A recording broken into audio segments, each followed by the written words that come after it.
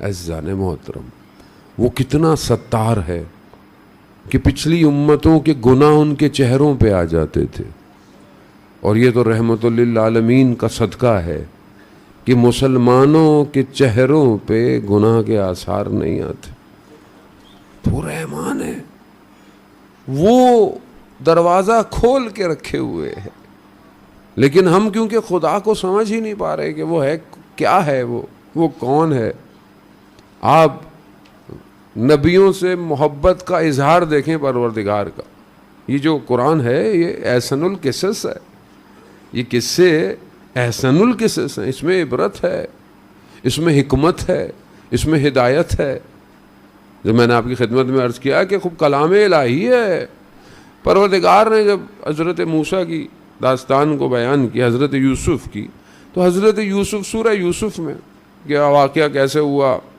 بھائی جو ہے وہ چھوڑ کے پانی میں چلے گئے، کنویں میں پھینک دیا، کارواں آیا لے گیا. اب وہ جو پوری داستان ہے اس میں حضرت یوسف خود خدا سے کہہ رہے ہیں پروردگار مجھے تو زندان میں ڈال دے،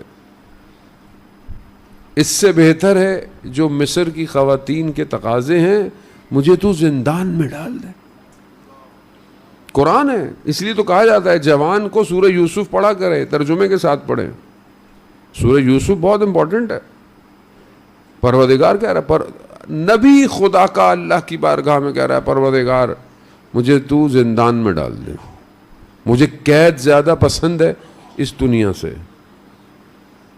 یہ جو دنیا ہے، کیا ہم نے کبھی خدا کی بارگاہ میں یہ دعا کی کہ پروردگار اتنے گناہ ہیں، اتنی مشکلات ہیں، ہمیں تو کوئی ایسی خلوت دے دے، ہمیں کوئی ایسا موقع دے دے کہ جہاں میں تیرے قریب ہو جاؤں، یا میرے لیے کچھ ایسا ساما کر کے میں ان چیزوں سے بچ سکوں پروردگار. خوب یہ آپ کے وجود سے باہر آنی چاہیے، یہ بات آپ کے وجود سے باہر آنی چاہیے، کیونکہ مجھے اندازہ ہی نہیں ہے کہ دنیا کا بازار مجھے کہاں بربادی کی طرف لے کے جا رہا ہے. تو میں کبھی خدا کی بارگاہ میں دعا ہی نہیں کرتا، میں مشکلوں میں گرتا چلا جاتا. وہیں حضرت یوسف کو جب کنویں میں زندان میں ڈال دیا تو آپ کو پتا ہے وہاں حضرت یوسف نے تبلیغ شروع کر دی. تبلیغ کی، 2 لوگ خواب لے کر آئے، خوابوں کی تعبیر، ایک کو کہا کہ تم لٹک جاؤ گے، ایک کو کہا تم بادشاہ کی نوکری کرو. جو بادشاہ کی نوکری کرنے جا رہا تھا تو حضرت یوسف نے اسے کہا کہ دیکھو جب جانا تو مجھے یاد رکھنا، بادشاہ کو بتانا کہ ایک اور زندان میں شخص ہے. اتنی سی بات پر اللہ نے حضرت یوسف کی قید کو بڑھا دیا. اللہ کے نبی ہیں، کوئی گناہ نہیں ہے، صرف اتنا. بھول گیا، اوپر گیا بھول گیا، اسے یاد نہیں آیا، سالوں یاد نہیں آیا اسے. اللہ نے بھی حضرت یوسف سے کہا ہوگا یوسف تمہیں کسی کو کہنے کی کیا ضرورت تھی، تمہیں کنویں سے تو ہم نے نکالا تھا، تو زندان سے بھی ہم ہی نکالتے ہیں. ایسا نہیں ہے کہ حضرت یوسف جمال الہی ہے، لیکن اللہ کے اپنے انداز ہیں اپنے نبیوں کے ساتھ. کوئی بات نہیں، بڑھ گیا، بڑھا دیا. خدا یہ دکھانا چاہ رہا ہے ہم ہیں زندگی میں تمہاری، اور میں سب کچھ پا رہا ہوں سوائے خدا کے. میں سب ڈھونڈ رہا ہوں زندگی میں سوائے خدا کے، جبکہ وہ کہتا ہے سب میں نے دینا ہے تمہیں. حدیث میں معصوم فرماتے ہیں کہ اگر پوری دنیا مل کر بھی تم سے کچھ چھیننا چاہے اور خدا تمہیں دینا چاہے تو کوئی روک نہیں سکتا، نہیں روک سکتا. اور پوری دنیا تمہیں کچھ دینا چاہے اور خدا نہ دینا چاہے تو کوئی تمہیں ذرہ بھی نہیں دے سکتا. تو وہ ہے، اس کا ارادہ ہے، اس کا ارادہ. جب اس کا ارادہ آ جائے تو پھر کوئی چیز رکاوٹ نہیں ہے. لیکن میں کیسے اس کو سمجھوں؟ میں کیسے اس تک پہنچوں کہ وہ میں اس ارادے میں شامل ہو جاؤں. اسی کے لیے اس نے یہ اپنے نبیوں کو بھیجا, اپنے ولیوں کو بھیجا.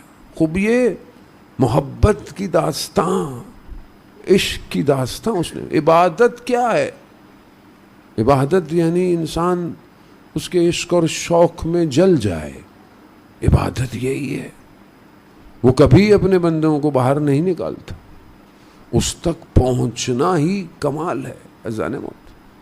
معروف ابن قرخی اپنے بستر پہ سو رہا, اپنے زمانے میں اپنی جگہ کا بہت بڑا شخص تھا. نرم بستر پہ سو رہا, رات کو چھت سے آواز آئی تو اس نے پوچھا کون ہو؟ پشت بام پہ کیا کر رہے ہو, چھت پہ کیا کر رہے ہو؟ تو ادھر سے آواز آئی خدا کو ڈھونڈ رہا ہوں. تو اس نے بولا خدا, یعنی اس نے بولا کہ خدا چھت پہ تو نہیں ملے گا. اس نے بولا کہ میں اونٹوں کو ڈھونڈ رہا ہوں. تو اس نے بولا اونٹ چھت پہ تو نہیں ملے گا, اونٹ تو تمہیں بیابان میں ملے گا. تو اوپر سے آواز آئی کہ تم جس خدا کو ڈھونڈ رہے ہو وہ نرم بستروں پہ ملنے والا نہیں ہے. خدا نرم بستر پہ نہیں ملے گا تمہیں. خدا اس نے سب چھوڑ دیا, اپنا سب کچھ چھوڑ دیا, چلا گیا. جھیل کنارے بیٹھا ہوا اپنے پھٹے ہوئے کپڑوں کو سی رہا تھا. لوگ آئے جو اس کو جانتے تھے, کہا یہ آپ نے اپنا کیا حال کر دیا, آپ کے پاس تو اتنا کچھ تھا. اس جو سوئی سے سی رہا تھا اس نے سوئی پانی میں پھینکی تو سمندر کی مچھلیاں سونے کی سوئیوں کو لے کے باہر آ گئی. اس نے کہا جس دولت کی بات تم کرتے ہو وہ میرے پاس ابھی پہلے سے کہیں زیادہ ہے, لیکن میں اس کی تلاش میں نہیں ہوں, میں اس کی تلاش میں ہوں. حقیقت وہ ہے. وہ گم ہو گئے, ہم گم ہو گئے, وہ نہیں گم ہو سکتا. وہ تو عین حق ہے. ہم اس دنیا کے بازار میں رشتوں میں, باتوں میں, پوسٹ میں, ظاہری شہرت میں گم ہو گئے. ہم اپنی ذات میں پھنس گئے. کوئی آئے اور ہمیں بولے فلانی جگہ بیٹھ جاؤ, برا مان جاتے ہیں. مجھے عزت نہیں دی, فلانی جگہ مجھے نہیں بٹھایا, میرے ساتھ یہ ہو گیا. ہم تو اسی میں پھنسے ہوئے ہیں, جبکہ ہماری کیا عزت ہے, ہماری کیا حقیقت, ہماری کوئی شناخت نہیں ہے. انسان کی تو وہ حیثیت ہے کہ اتنا بڑا بھی آدمی ہو دنیا میں مر جائے تو جب مر جاتا ہے تو لوگ اس کے نام سے بھی نہیں پکارتے, کہتے مردہ پڑا ہوا ہے. چاہے جتنا بھی بڑا ہو, قبر میں خالی ہاتھ جائے گا, چاہے جتنے بھی زمینوں کا مالک ہو. اب وہ پروردگار جو کہ انسان کو عزت دے رہا, اس کو پہچاننا ہی ضروری ہے. اذان موت.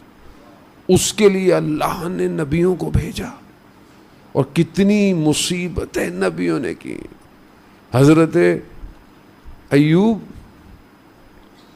خدا نے باغ لے لیا, اولاد لے لی, سب کچھ لے لیا, بیماری دے دی, شہر سے باہر.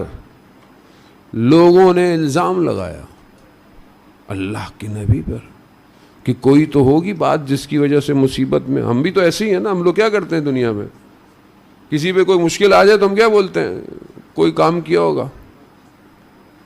ہم بھی تو کسی کو تانا دینے سے چھوڑتے تھوڑی ہیں, موقع تو نہیں ملتا. میں آپ کو نہیں کہہ رہا, خدا نہ خواستہ آپ نہیں, مطلب وہ جو لوگ لائف سن رہے ہیں ان کو کہہ رہا ہوں کہ کبھی کسی کو.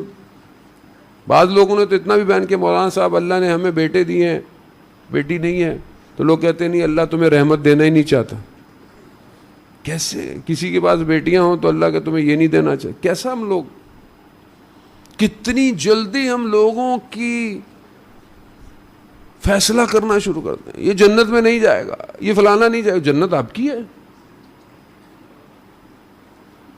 کیسے ہم لوگوں کو بیان دینا شروع کر دیتے ہیں, فلانے کو دیکھو, فلانے کو دیکھو. آپ کو کیا پتا خدا کس کے عمل کو کب قبول کر لے. اسی لیے حدیث ہے, مولا متقیان بیان کرتے ہیں, کیا کہتے ہیں کہ اپنے دوست کو اتنا بھی قریب مت کرو کہیں ایک دن تمہارا دشمن بن جائے تو تم پھنس جاؤ, اور اپنے دشمن کو اتنا دور نہ کرو کہ وہ ایک دن تمہارا دوست نہ بن سکے.